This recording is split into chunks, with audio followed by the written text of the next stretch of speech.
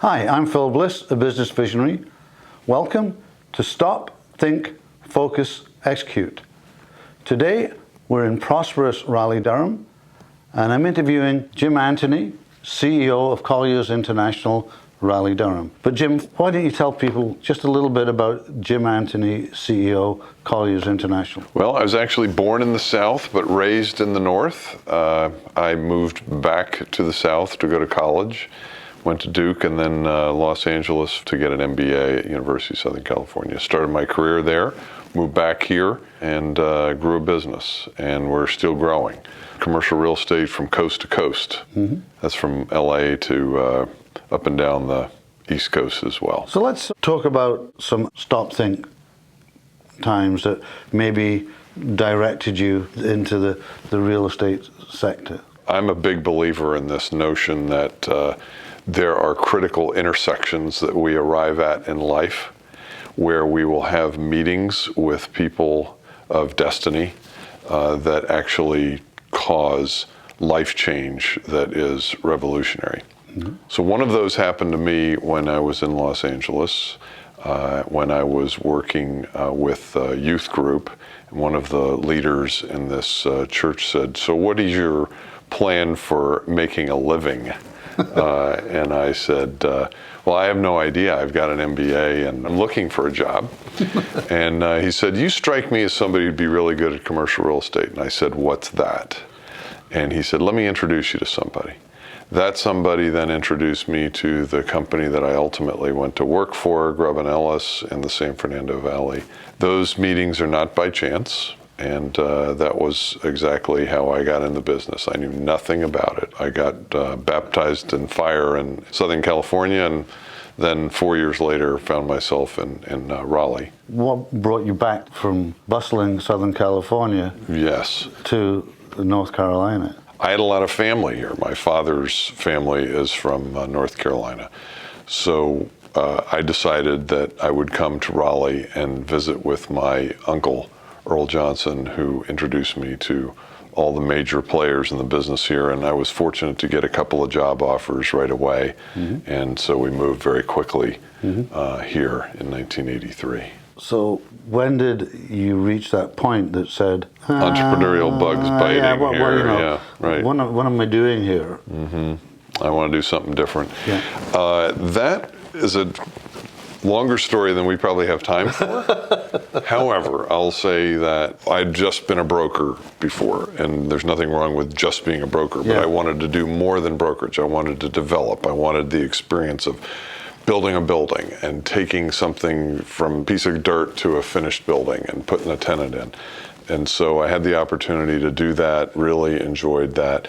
And so I built a brokerage company that was a boutique shop called Anthony & Company. At the same time, I was building another business, which was investment and development services on a small scale. So you're running two businesses. Yep. You're still fairly young, not that you're old now, Jim, but what were the stop and think points of that? There was a restlessness about being involved more directly in ownership and operation of real estate for myself rather than just for others, as well as a belief that I could develop a boutique that could deliver services in a more effective way than I was able to in my previous location. So that restlessness was actually what led to change. It caused me to stop and think, all right, what's path A going to do for me? Right. And is there a path B that I could blaze for myself that would work better? And I opted for plan B. You stopped, you said, I'm out here. Right. You knew there was change coming. Yes. Where was the focus? And we just built it the old-fashioned way, one person at a time, to build the service business. You know, we talked a bit about culture, which is such an important part of your organization. Was that cultural thing happening then? It was, although it was limited because I had such a tiny staff. It was me and one other person. And we all know that a great team, read a great culture, is so important in the execution phase. Right. So I was just wondering when you I think when I got to about penny dropped. 4 or 5 people, I realized there's something here that is going to require some shaping. And as we continue to grow this business, I have to be very intentional about the culture of the business, the values of the business. The traditional stuff that we all hear about, creating business plans, we were doing that, but there's not enough time spent talking about is what's going to be the values and culture of the company. When you're talking about forming the DNA of a business, I'm convinced that that's the most important element now in retrospect. And I was not as focused on that initially because I was fortunate to be able to handpick the people that were working with me and we shared values. But as we got larger, we doubled in size. And during that period, I was paying less attention to the cultural values basis of our company and focused more on just execution. And that was a mistake. In time, over the course of the next 3 or 4 years, as the organization grew and I delegated authority, I had sort of let the culture and values piece become diluted and less within my control. And I realized that that was going to hurt us long term, that we were introducing people in the organization who did not share our core values or our vision, and that the visionary really has to be highly intentional about communicating his core values or hers, and to be sure that people stay on track with that. I'm convinced this is one of the reasons so many organizations die, is that the founders stop perpetuating and inculcating their vision and values. You know, stop, think, focus, execute never goes away. Correct. It's something you got to face every day. So I'm just wondering, you know, what dramas that have brought you up here to say, whoa, you know, stop, this is not right. I had some challenges that really began to crystallize where we experienced significant growth again. Yeah. And that came with some people challenges that, again, were related to values and culture and my communication style, my leadership style. Got less engaged as I got busier with projects, and that made me a less effective executive. I was not a leader that people could reliably expect to lead. We got off track.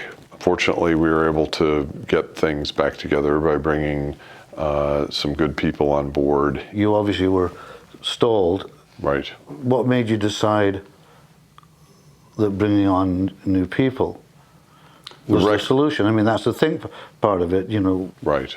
At that point, I realized I needed a higher quality team that I could delegate to. I was trying to be all things to all people, and that is a recipe for disaster and burnout. It's a problem for a lot of entrepreneurs. Yeah, they don't tell you about that when you're setting it up, right? So those key individuals who came and helped build the organization were instrumental in getting us to where we are today. And then I hit another roadblock that forced me to stop and radically rethink my life. And the first of those was quite personal, and that was the recognition that my marriage was failing. That was one of those moments that nobody ever anticipates. But now that it's a few years behind me, it's actually resulted in incredibly positive changes for everybody who was involved. That's a tough stop. Yeah. Yeah. Very. What was the other drama that you've met and overcome in the last decade? In the mid-2000s, real estate was on a major run in the United States, and it seemed like nothing was going to stop the appreciation of real estate until it did. And it stopped. I think we all heard about that. It stopped in a hurry and in a big way. And I had several projects that completely failed. I mean, just major financial debacles for me. And in 25 years of investing, I'd never had anything like this happen to me before. It humbled me incredibly, forced me to my knees, and caused me to rethink how I was going to do business going forward. So what was the shift in focus? Because, I mean, obviously you stopped Right. in your tracks, it sounds like. Right. You know, what was the thought and the focus side of it that actually got you to, you know, a pretty good level now? The realization that I needed to get out of debt and I needed to do it quickly. And my bankers were going to make sure that that happened was a major part of the process. So I had some help in making the And the focus, decision. yeah. That's right. Laser focus after a bunch of bankers call you up. Yeah. And at the end of the day, cleaning up my financial life and enabled me to move forward more aggressively with growth strategies for the core business, as well as real estate investing and developing strategy in our secondary business. Some of your experiences, I can imagine, were pretty scary at the time. In terms of stop, think, focus, execute, going through those 4 steps, are there times where you haven't stopped or you haven't thought enough, you've broken the chain where it's collapsed? Right. I'm just curious on that. Okay, so my first statement is those who say that they have no regrets in life and they do everything the same are lying. Secondly, I'm learning the discipline of pulling away from my work, which feels like, boy, I'm going to kill myself. If I don't do all this stuff, this giant pile in front of me, I'm going to die. The business is going to die. No, that's why you have to pull away from it, is because you're so immersed in that crap that you got to get away from it to see the big picture. Yeah, I mean, if you don't slow down and stop, then you can't do the pivot. Correct. You can't avoid the bad deals. That's right. So it's a lifestyle to begin to learn that process of full-on engagement, get in the weeds, slug it out with your front lines, but then go back, retreat, recover, review, and reconsider all that needs to be done. There's a rhythm to it that I think is important to achieve. Those 4 R's, that's as good as stop, think, focus, execute. I like that. I like that. Thank you. I'll patent it before you do. Jim, thank you very much. Really great insights for our viewers. Well, thank you for the honor of being part of your project and having an opportunity to speak about things that are really important to me and to all people, I think, who are serious about success in life. Really appreciate the insights, and I'm sure our viewers do. And thank you for watching. I want you to stop, think, focus, and execute. I'm Philip Bliss. Slow down, think.